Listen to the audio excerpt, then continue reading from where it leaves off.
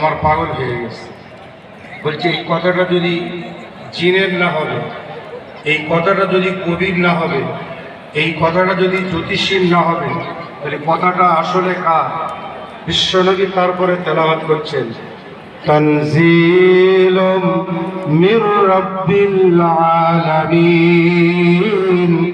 এই আমার এ কথা জিনের নয়, এ কথা কবির নয়, এ কথা জ্যোতিষীর নয়, এ কথা স্বয়ং মহান আল্লাহ পাক রব্বুল আলামিনের কথা। একটু জোরে চিল্লে বলেন। তাহলে এর থেকে প্রমাণ হয় আমার রাসূলের শিক্ষক হচ্ছেন স্বয়ং আল্লাহ। কে বলে? আল্লাহ। তো আবু তালেব জিজ্ঞেস করছে, তোমার ভাইপো লেখাপড়া কতটা জানে? আবু তালেব এক কথায় বললেন, আমার ভাইপো লেখাপড়া জানে না।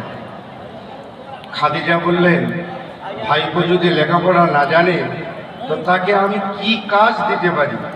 তবে আমার বাড়ি কিছু দুম্বা, ছাগল, মেষ, এগুলো কি তোমার ভাইপো চড়াতে পারবে?